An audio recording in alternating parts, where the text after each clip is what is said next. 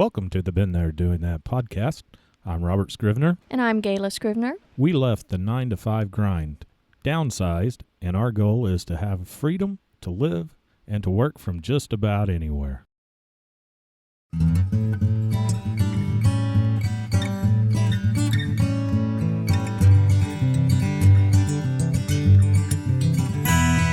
Welcome to the Been There Doing That podcast. That's right. We are almost in the winter season. Winter is almost upon us. In fact, the first day of winter is next week, the 21st of December. Yes, it is. And that's got me thinking about living in our RV during the winter months and our first experience with that a few years ago, several years ago, I guess now, and what we've learned along the way. I thought it would be a good thing to talk about since it's getting colder and we're putting on our jackets. Some people might want to know some tips and tricks that we've used. Yeah. Well, most people travel to the mild climates. In fact, they get into their RV and they kind of follow the weather patterns to stay in the ideal 50, 60, 70, 80 degree weather. Yeah, whatever they like the most. We don't tend to do that. No. I don't think we're normal. No, we're not. But sometimes it's not possible to be in the mild climates all the time. And whether you got to travel for work or because you want to just have a little bit of an adventure, winter living in an RV is not without its challenges. There are plenty. We lived in Colorado because of work. In the RV. In the RV from February to April one year. And that was during the coldest part of their year. Didn't have a ton of snow, but it was cold. Yes. How cold was it? How cold was it, Robert? It was 11 below at one point. At one point. And that was our first experience with wintering in our RV. And we had been living in our RV full time, not very long, really. About a year, if that. Yeah. And, but RVs are not really designed to go from one extreme to another. Yeah, the most of them are 3 seasons, some 2 seasons, spring and fall. Yeah. The walls in most recreational vehicles are not very thick. Yeah, if they're an inch thick, you're doing good. Some of them are up to 2 inches, but it's got to be rigid enough to go down the road. And there's not a lot of traditional insulation and things like that, so they're not designed to live in full time, really, in all seasons. The typical RV. I know that there's some extreme RVs out there that are different, but what did we experience a little bit in the weather-wise in our first winter? What did we experience? Mm-hmm. Freezing water. Well, yeah, we had snow. Pipes froze, or the water pipes froze. Mm-hmm. The sewer valve froze shut. Mm-hmm. Well, let's go into like all those in specific detail. Okay. But we had snow. Yes, we did have snow, freezing temperatures. It was cold. We had, as Robert said, the coldest that we experienced was 11 degrees below zero. We walked the dogs and frost would form on our hair. Yeah. Do you remember that? I do. Now, on our short-haired wieners, that didn't happen, but our wire-haired, he was a little frosty. Your beard was frosty. My hair was frosty. Sometimes there was snow on the ground, and we'd layer up to go hiking, and then we'd be halfway up the mountain, and we'd be miserably hot. It was crazy. Mm-hmm. Yes, it was. So, but we enjoyed it. Yeah. And one of the things that we learned was that in the camping options, are different in the wintertime. Yes, most of them will shut down either September, October, or November, depends on where you're at, for the season. They'll turn off the water, the main water. So if you wanted to get water, you'd have to bring it in, haul it in, or carry it in the RV and hope it doesn't freeze. Yeah. Our options of where to stay was a lot more limited when we were in Colorado. Campgrounds may be still open. They just don't offer that service. They just don't offer full service. State parks were typically open, Yep. but the limitation to that was a 14-day Maximum stay in that spot. Then you could renew, couldn't you, if you moved spots No, you had to move to a different state park for a period of time for and then come back. 1 day or so, and then you could come back. Oh, I didn't recall that, but I think 2 days is what it is. Be gone for 2 days, and then you can come back. Because state parks do not want you have full-time residents there. Right. Unless you're a park host. Camp host or working there. But they really don't have those in the wintertime. No, they don't. And the ones that are open, like you said, they may not have the water spigots open at all. They may have one dedicated just for potable water. And they've got that one insulated really well and have have it to where it doesn't freeze instead of having all the water spigots at all the RV sites on.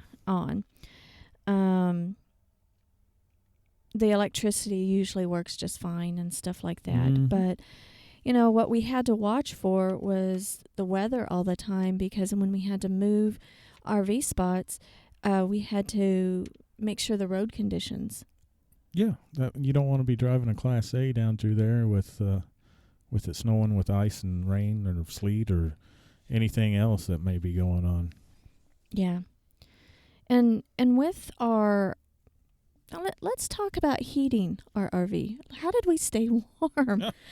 We got 3 wiener dogs. We'll start there. Yep. They are quite the feet warmers, and they pretty much stay still and kind of hibernate. They love. Yeah, they like to be burrowed down in the covers. They preheated our bed. Yes, they did. But the first thing we did was we just needed to layer up. I mean, that's just maybe a no-brainer, but always having a ton of clothes on, like 2 or 3 pairs of socks, long underwear, jeans. I had to go into an office on the weekdays, and so I'd layer up and then kind of get professionally appropriate once I got there and everything. But our RV has huge windows, and windows have the potential of just letting great heat in or all the heat out. So what did we do the first thing? Well, we cleaned the windows and then stuck a window film over it, just to kind of keep the window film. Yeah. That window film that you have the double-sided tape, and then you have the hair dryer that makes it shrink. Taunt. Yeah, that shrinks it. Taunt. I like that. Taunt. Do you like that word? Not tonto, but taunt. Taunt. Tight. I am surprised how well that works. I mean, really, I'm sold on it, and it made a big difference. But we had to make sure that it was fairly well warm enough before putting it on. You don't want to put it on a cold day because it won't stick that very well. And then all that effort is for nothing. And but our windshield, we couldn't do that with our windshield. No, we kind of put the reflective silver stuff in there to reflect light and stuff like that. And that is really good for the summer. Keeping heat out. But in the winter, it also helps kind of keep the heat in. except on sunny days. Sunny days, peel it back and let the sun shine in. Yeah, that greenhouse effect does well. So we're always messing with the windows, whether it's a bright sunny day to let warm air in. When it starts to get dusk, batten down the hatches, I guess you can say, Yep. and put our blankets up over the windows and just really have it secured. We would secure off the back part, the bedroom part. Yeah, close off the bedroom and the bathroom. That way you're only heating a smaller area. During the day. And then reverse it at nighttime. Reverse it at night. But then we have a propane. How big is our propane tank in the RV? 30 gallons in the RV. And you have to think of alternative heat to supplement that, because we have basement heat. Is that right? That's a heat pump. It's a heat pump, and it just doesn't seem hot enough. Anything it starts getting in the 40-degree range outside, it doesn't do very well. So it goes to propane heat. And the efficiency is not huge, or it wasn't built to go on 11 degrees below zero. No. And so the efficiency is not really there. And so it's important to have alternative supplemental heating sources. But one thing that we did was get something called an extend-a-stay. What is that? That is where you can stay parked and take your propane tank, an extra propane tank, and have it go filled and not have to move your vehicle to go get your propane tanks filled. So it's an attachment to our regular propane. Got it at Camping World in, I want to say Longmont, Colorado.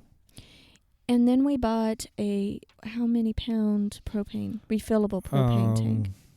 I'm thinking here. Wheels are turning. I want to say, no. There's one on the RVs, 30. Oh. It's way smaller than that. 20. That's 40 pound. And you can get those 40 empty. pounds, not 40 gallons. Oh, gotcha. 40 pounds. And you can get those empty, like at Lowe's or Home Depot or Ace Hardware, anything like that. And then you go to places U-Haul, like U-Haul, or there's a lot of RV places RV parks. Some RV parks will fill them. Camping World will refill them. And we'd load it up into the Jeep and take it to get refilled. And really cold out, it would last a couple days and go get it refilled again. Yeah. That also if you get helps. Tired of doing that, you can run electric heat. We have supplemental electric heaters. Yep. And you can... But you got to be careful what you turn on when you have so many heaters plugged in. Why is that? Popping a fuse. Uh-huh. Blowing a breaker. Well, back then, I mean... You wanted every light on in the house and the heat. Yeah. I've learned since then. You've learned? I've learned. You've converted a lot of lights to... LED. But you do have to figure out how much load of electricity that you can have. But also, you would start the vehicle on occasion. Yes, I would. Why would you do that? Just to make sure it still works. Why not? That would also help with heating through the vents and everything. Yeah. And you would actually you do that kind of in the summertime too, just for boosting of air conditioner. But I wouldn't think that... Did we have to worry about the diesel freezing? Yes. Gelling up. It would gel up so much and clog the line, and you couldn't start it. Wouldn't stay running. So we would have to be careful when we would do that, because once it's gelled and you mess that up, don't you have to get like a major repair? Nope. No? Okay, good. You got to wait for it to thaw out. Or you can put some, I think there's diesel 911 or anti-gel stuff in the winter formula in the diesel. We were traveling. When we lose its prime is when you have to get it reprimed. What does that mean? You've got to reprime it. What does priming mean? Priming gets it sucked up in there. So that's it what loses its suction power, prime. we never had a problem when we were parked with that and moving from place to place, right? That is right. But when we were traveling back from somewhere to Missouri, and it was cold, and It you wasn't had that cold. It wasn't as cold as Colorado. It was in the 40s. Well, and we just kept losing power and couldn't go over 55. but what happened to make it It gelled up. gel up? It's cold. I would think that it'd be warm enough driving down the road. What's this thing called? Wind chill? Okay. But Temperature says it's 32, but it feels like 15. Yeah. Huh. Wind chill. Well, that challenge in that cold weather, we were stranded for a little while. Overnight. And then we parked at a Freightliner. Yeah, we was parked at a diesel repair place. And they came and helped us the next day. In their parking lot. Yeah. Convenience, what it was. Well, also heating, if you're in the wintertime in your RV, an electric blanket may not be a bad idea. But then again, if you also have an electric heater, you want to be careful of what load of electricity you have on. 30 amp, 50 amp. Well, it depends on the RV that you're wintering in. Mm-hmm.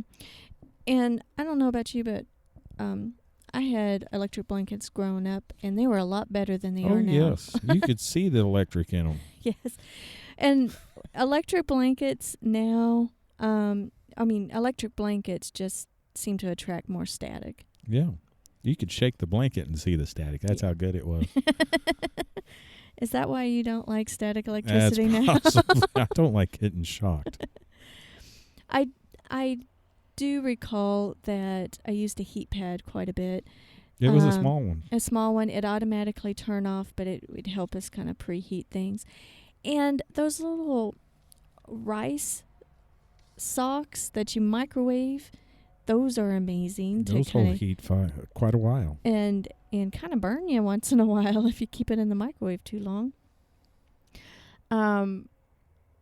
But when we were there in Colorado at the same time, we were having issues with heating in the Jeep. February, March, April. It was cold. And why did we have problems with the Jeep? You know why. Not everybody knows. Because I didn't fix it before we went there. That's why. What needed to be fixed? It was the heater core. The heater core was out. It was in there. It just went bad. Yeah. It was in there. I just didn't fix it before we went. Wasn't overheating or anything, but yeah, I just didn't fix it. And so we fixed it on the way back, coming through in Missouri in May. Yeah, we on our way to Florida and got it fixed. So we had heat in Florida in the summertime. Yeah, we decided to suck it up that winter and be adventurous and fix it in the spring. But it's not very easy to change a heater core in the Jeep. It is not. You have to tear apart the whole dash. Take the dash out, the heater core, the steering wheel, the seats. It was an adventure. Yeah. It was a 2-day adventure. That was all you. That was all me. I had a little help. Your dad helped you? Yes, he did. Yeah. We did a lot of repairs that week. Yeah. And driving around with no heat in Colorado. No heat. How did you survive, Gayla? We bought this little tiny heater. Small. It was small. It's not much bigger than a cell phone nowadays. Yeah, that's true. It's about that. It's fatter than that, though. It's about like an iPhone 7 Plus, the bigger one, or a Galaxy Note. But not that skinny. It was thick. It was thicker. But we bought it on clearance at Walmart. That's $4, $8. And you plugged it into the inverter of the Jeep. Inverter. And that helped you defrost the windows. We'd point it that way. Then it would get cold, so we'd point it our way. I'd take this rice sock with me, and you would turn on the fan of the heater, and it's like, hey, Feel that? Can you feel that? Feel it? And you'd say, No. I don't feel it. Stop putting cold air on me. But, I look back on that experience. Hey, we survived. And kind of smile. It's kind of funny. It made us the people we are today. It did. So heating up the RV was one thing, but then we were always aware of our water situation. Too much water? Not enough water? I don't know about too much water. Too much water in the gray tanks. Oh, okay. I got you. It'd freeze, and you couldn't get it out of there. But not enough water in your clean water tanks, and you're just out of water. Well, you have to be aware of hooking and unhooking the lines because they may freeze. And the plastic parts that you're hooking to they may break. Mm-hmm. There are water hoses that are designed with heaters in them. Kind of like heat tape built into a water hose. We bought a lot of heat tape. We did. And we taped it underneath our tanks. We started this in Florida because we knew we were going to Colorado. Mm-hmm. And we bulked up on heat tape and went to Lowe's down there or Home Depot and said, "You got any heat tape?" And they looked at us funny. They did. What's that? They didn't know what the heck we were talking about. Stuff you put around your water pipes to keep from freezing. Oh, it don't freeze down here. I said, I know, but we're going where it is. Why would you want to do that? Yeah, because we're crazy. Florida. We're crazy. But we prepared our water tanks underneath in the basement area to have some heat tape. Yep. And we adhered that with, what was that? Foil tape. I love that foil tape. Foil tape is a wonderful thing. And we intertwined that. But then we also had small heaters underneath in the basement to kind of keep the basement a little warmer. And that helped. But you always have to check those. Yep, set it on a lower thermostat. That way, if it's 50 degrees and above freezing in there, that's okay. Yeah. It's above freezing in there. Exactly. Our hot water lines would freeze. They freeze. Hot water freezes before cold water's kind of funny. I don't know. But we would take precautions and turn off our hot water heater at night. Yep. And open up the water lines before we'd go to bed. And we, in the morning, when we were ready to get ready or whatever for the day, a typical event would be the hot water side would be frozen somewhere up the line. But it didn't break, but it would be frozen somewhere up the line. But I could get cold water through the faucet. Yep. So we had to be inventive. And to wash dishes, I just get the cold water, boil it up on the stove or the microwave. And that's what we would do to do dishes. We'd have to take sponge baths. Yep, sometimes you just had to take a sponge bath. And just be inventive and kind of go old-fashioned. Water conservation. Exactly. You had, at some of the places that we stayed, and we wouldn't, they specifically said don't hook up your water all the time. Because even with the heat tape, one place we could, and we had devised our water line. We had insulation, and underneath the insulation we had heat tape, and then we had it wrapped with the foil tape. And I don't remember if we turned off and on the spigot or if it was okay the entire time, but we were always checking it.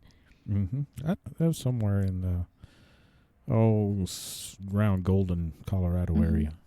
And then there was another area where we did not have water at our spot, and you had to ride the bicycle. That was Longmont, Colorado, at the state park up there. And you had water jugs that you would go up with the bicycle, and then water jugs, meaning 2-liter bottles. And so you had you had a lot of trips, and then you got my exercise in. You'd pour it in the big tank. In a fresh water tank. Yep. Yeah. So we wanted to be very conservative. Or sometimes we'd take them inside and just pour them out of the jug. That's true, and we were conservative with our water, but we also did not want our water to get too low, because once it's frozen solid, it's hard to get it thawed out. Good luck, because honestly, the heaters just would not keep up. You're just going to have to expect some sort of frozen line. Or better yet, just stay where it's warm. But not always. Can you do it? I did have an incident dumping the sewer one time. Well, let's start talking about the sewer, because the sewer hoses are brittle in cold weather because they're plastic. Of course. If you keep the sewer hooked up, you've got to turn off the valves, right? That's right.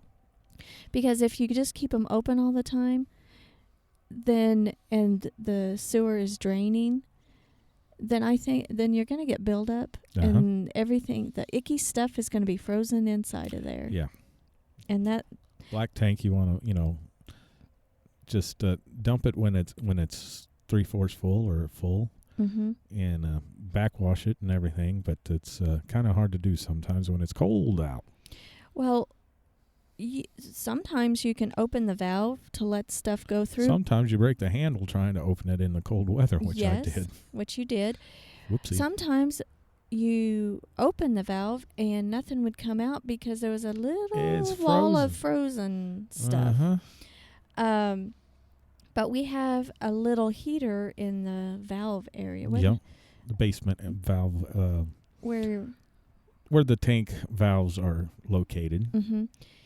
But tell us about that hairdryer incident. Well, what were you trying to accomplish, and what happened? I was trying to warm my feet up. Is what I was trying to do. What were you took but the sewer hoses are brittle. The plastic stuff is, the sewer hoses are brittle in the wintertime. It's cold out. They don't stretch very well. And I had your hairdryer. You took my hairdryer outside to warm stuff up. Warm the pipe or the sewer lines. You never know. You might need to warm it up.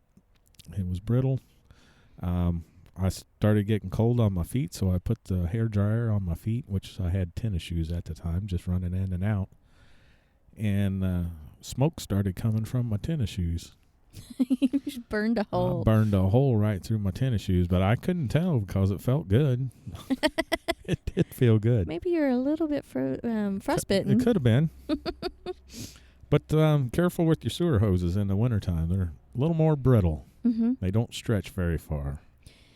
Have extras. Always have spares of those. Always have spares of those. And ends, the not the end caps, but the connector stuff to them.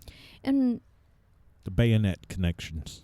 A piece of advice, go ahead and have those connections done when it's warm. When it's warm, and you just can do that. Just grab a spare hose and go. Yeah. Because it's hard to put those bayonet connections on in the wintertime, or when it's cold out even. Yeah, just when it's chilly. Just when it's a little chilly.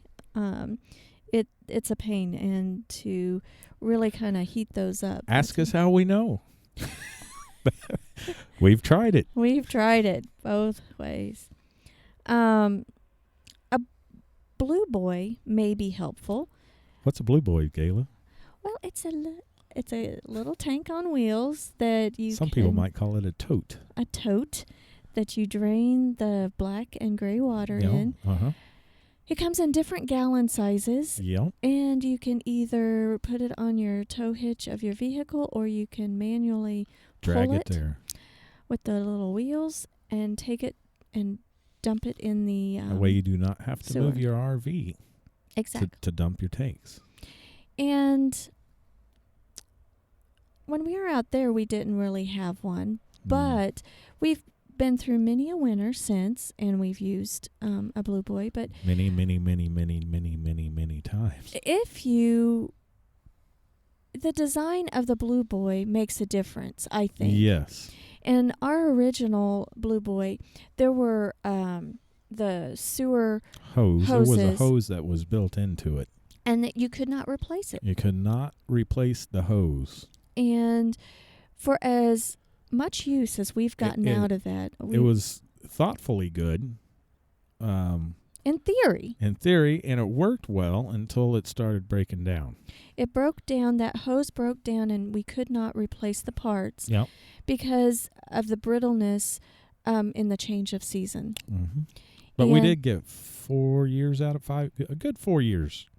Of a lot of repeated use. Of a lot of repeated use in it. And so I don't know how many people wear those things out, but, we wore ours out. But our next one that we bought thought it out a little bit better, and the replacement of parts, if stuff broke, is a lot easier.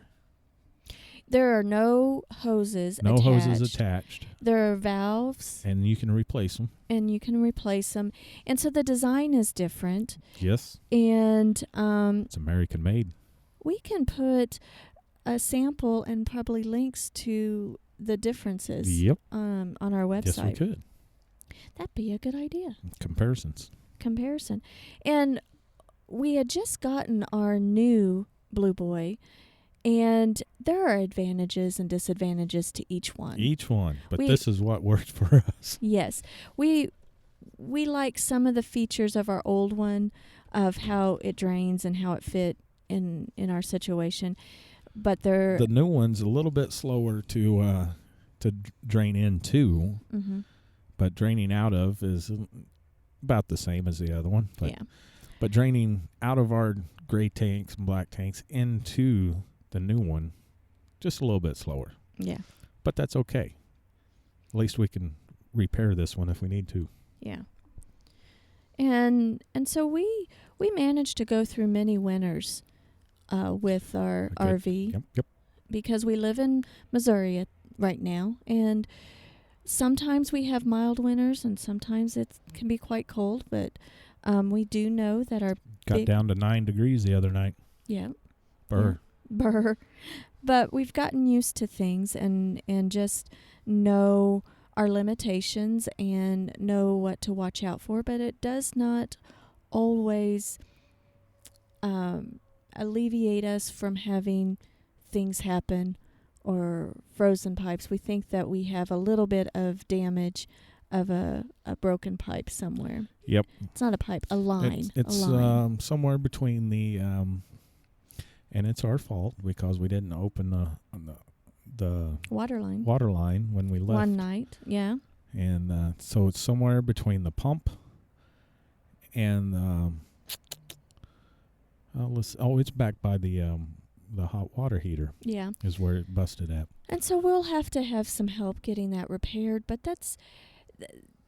we learn from our experiences, and when you take for granted... It wasn't 11 below zero when it happened either. No. When you take for granted when things are working, that's when things kind of go wrong. You've got to be aware of the temperatures coming up. Here's and a just saying for you. If 80% of your stuff in your RV works 100% of the time, you should be 100% happy. Yes, we heard that a long time ago, and it stuck with me. That is true. That is true. You cannot expect 100% of your RV to work 100%. Yeah. It's just not going to happen. There's always something. There is. But we managed to have our workarounds for our right now for our water, because we'll get that water pipe or water line repaired this spring. Not interested in moving the RV right now. No. No. But, Robert, I am surprised. What are you surprised about? But I look back at those really cold 3 months in Colorado. How's that make you feel? I think we had a ton of fun. Yeah. I look back at those pictures and say, Brrr. But I look back at them with a smile. Yeah. Because that was quite the adventure. It didn't seem like fun at the time, but yet we were. Mm-hmm. And now that we travel smaller with our rooftop tent, and we're talking about going to Alaska. Yeah. For sure, I want to go to Alaska in the summertime. But when we go on our epic trip, I know we're going to have some cold weather. That's why we'll need a smaller, maybe a 4-wheel drive vehicle that will protect me from the bears. So you won't be a soft taco? Yes. Okay. And a Class B or something like that would be great. 4-wheel drive Class B. But we'd have to, all these experiences that we've learned in our Class A will translate over to the Class B for sure. Yeah. For sure. But I know I'd rather be in milder weather, but it's kind of fun to be adventuresome every once in a while. Yes. What do you think, Gayla? It's nice to know that we can do it and just work through whatever's thrown at us. Yeah. You don't yell at me too much. No. You don't yell at me too much either. I know better. We tend to smile a lot.